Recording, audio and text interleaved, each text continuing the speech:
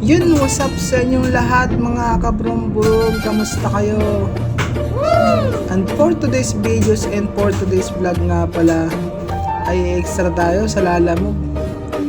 Dahil wala rin naman tayong ginagawa at wala rin tayong masyadong pasok. At sinubukan ko nga pala dito sa ating unang biyahe ay ang binigay sa atin ni Lalamove ay itong barandal. Medyo malalapit nga lang pala yung kinuha ko ngayon at para naman hindi na ako manibago. Mas maganda rin kasing masanay ka muna sa malapit bago ka lumayo. At ganito nga lang pala ang unang pick up natin ngayon. Tarpulin lang. At dito ay tinatanong ko kay kuya kung pwede ko nga palang baliin at para may pasok sa loob. Ayan, sabi naman niya ay hindi daw pwede. Kaya siningit ko na lang. Mas maganda na rin naman yung nagtatanong kaysa mag-abono na walang kalaban-laban. At pagkagayak nga pala nito ay tumungo na agad ako sa aking unang destinasyon. Medyo malapit nga lang pala yung kinuha kong biyahe para naman madali ako makauwi ng bahay. Dito nga lang pala ang unang destinasyon ko sa Palo Alto. Mas maganda naman yung Calamba area muna tayo dahil wala pa naman tayong kaanong kaalaman pagdating sa pagbiyahe ng Lalamove. At yan, binigyan nga pala tayo ng atin ng 100, pero ang fare lang po nito ay 70 lang. At pagkatapos ko nga pala sa aking unang drop ay tumungo na agad ako sa aking pangalawang booking.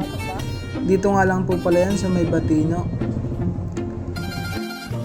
At pagkarating ko nga pala dito sa Batino ay nakagayak na yung aking i-deliver.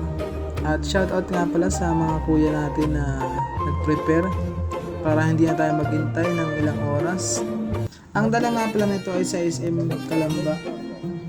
Chooks to go po ang ating customer ngayon. Shoutout sa Chooks to go. Baka naman! At pagkakuha ko nga pala sa ating pangalawang booking ay dumiretso na rin ako dito sa ating pasabay. Ito nga pala yung tinatawag nilang double booking. Ay medyo sayang din naman pag hindi natin kinuha. Panawid gasolina rin yan. Ay sayang naman. At dito nga lang pala yan sa Batino area din. Pinasukan din tayo ng booking. At habang ginagaya ko nga pala ang aking double booking ay tinanong ko kay kuya kung saan nga pala ito dadalhin. Ayan, sabi nga pala niya ay dun lang sa may Laguerta, St. John Homes. At pagkatapos ko nga palang igayak ay dumiretso na ako sa aking pangatlong booking. At dito rin lang pala yan sa may Laguerta Homes. Medyo malapit lang naman ito sa Batino. Kaya mabilis lang tayo nakarating. Mas maganda na muna yan, dito muna tayo sa malapit. Lahat ng barangay ating gabi sa Dupin.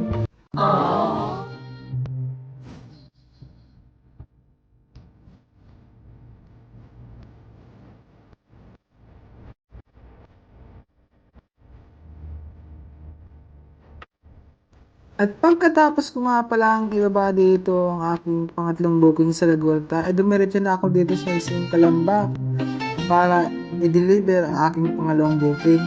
Medyo nagtataka nga pala kayo dahil inuna ko yung pangatlong booking. Dahil medyo malapit naman po yung aking pangatlong booking ay siya munang inuna natin. Dahil tinanong ko naman po dun sa receiver kung may oras ay sinabi naman po yung wala. At pagkatapos ko nga po palang magbaba sa SM Calamba ay pinasukan agad tayo ng booking. At ang dala nga lang po pala nito ay dito sa may Bubuyan.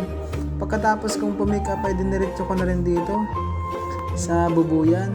At dahil maghahapon na ay aking madali ang aking biyahe. Mas maganda na rin maagap tayo makauwi at may pasok pa tayo mamayang gabi. At pagkarating ko nga pala sa ating drop-off point ay nireceive agad tayo ni Bossing. At nakausap ko at nakakwentuhan ko nga pala siya kung magkano daw ang bili ko din sa aking camera. Ay sabi niya ay bibili din daw siya. At for today's videos nga pala ay sana'y nagustuhan nyo ang kasipagan at kapugian ko. Ay, tiyan naman! At dahil nag last drop na nga pala tayo ay huwag mong kalimutang mag-like, comment, share, and follow.